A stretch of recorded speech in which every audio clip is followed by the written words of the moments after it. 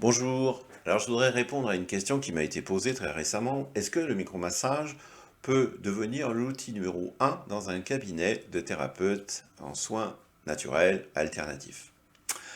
Tu te doutes de la réponse. Oui, absolument. Et je vais te dire pourquoi. Il y a deux aspects à prendre en compte dans cette question. D'abord, tes choix personnels. Tu peux aimer particulièrement telle ou telle pratique. Tu peux aimer la réflexologie plantaire, tu peux aimer des soins de type massage aux pierres chaudes, par exemple.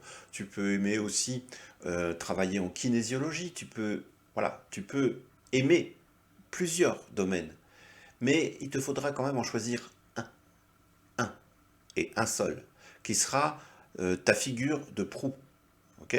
Parce que si tu n'as pas ça, si tu affiches un ensemble et une panoplie de techniques et de pratiques, eh bien tu vas créer de la confusion dans l'esprit des gens.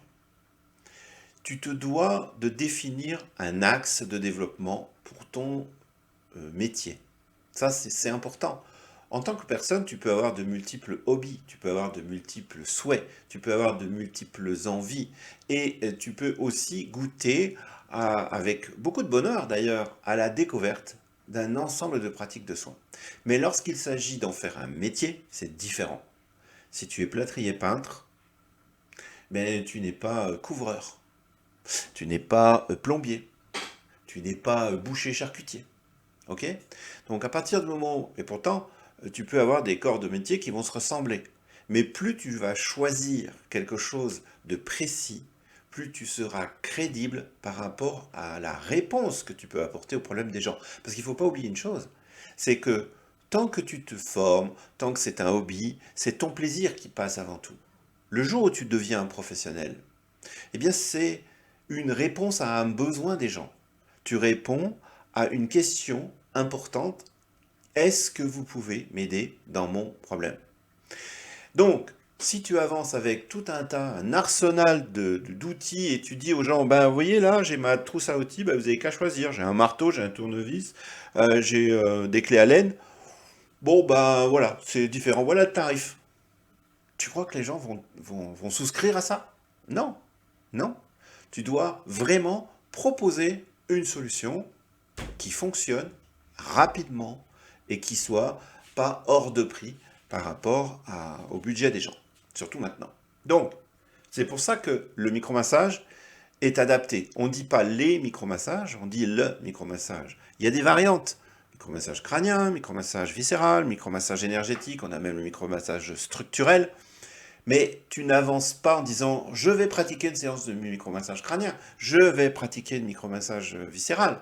Non, ce que tu fais, c'est du micro-massage. Et ton objectif, à travers ça, ton, je dirais, ton marketing, c'est quoi? C'est soulager la douleur en douceur. Voilà. Tu t'adresses à deux niveaux de problématiques, en fait, de, de chemin qui amènent les gens vers toi. N'oublie pas que le micromassage, c'est quoi? C'est soulager la douleur en douceur. Donc, tu vas t'adresser à des gens qui vont souffrir de douleur et ou de stress, tout simplement. À partir de là, tu ouvres sur des domaines très vastes, très divers, avec une réponse qui est la plus normée possible. Dès que tu donnes aux gens la possibilité de choisir, tu crées la confusion et donc le doute et donc le manque de confiance. C'est tout. Au départ, fais-les rentrer par une seule porte. C'est pour ça que le micromassage est intéressant, parce que c'est une porte d'entrée. Et derrière cette porte d'entrée, tu peux déployer un certain nombre de choses, de pratiques, de techniques, de méthodes, point. C'est toi qui décides, c'est toi qui as le pouvoir dans la consultation, c'est pas ton client. Ton client, il est là, il apporte un problème. Toi, tu dois apporter une solution. Cette solution, elle peut prendre de multiples facettes. Et puis je dirais que si tu travailles en format multi-séance, eh bien chaque séance peut être différente, apporter un éclairage différent, une solution différente, peu importe. Mais sois cohérent ou cohérente par rapport à ça. Donc si tu appliques le micromassage comme figure emblématique de ton travail, eh bien c'est très bien. Tu auras la possibilité finalement d'évoluer à travers différentes méthodes et différentes techniques. Si tu as d'autres casquettes, vois si elles sont compatibles ou pas compatibles. Mais je te dis, sois simple, sois clair. Euh, Spécialise-toi plutôt que de te diversifier, parce que la diversification, elle peut être intéressante après que tu as développé une clientèle. Mais au départ, essaie le plus possible de te concentrer sur quelque chose que tu connais, sur quelque chose que tu maîtrises, sur quelque chose qui te correspond. Et surtout, dans la pratique, fais quelque chose que tu aimes faire. Ne fais pas quelque chose que tu n'aimes pas vraiment faire.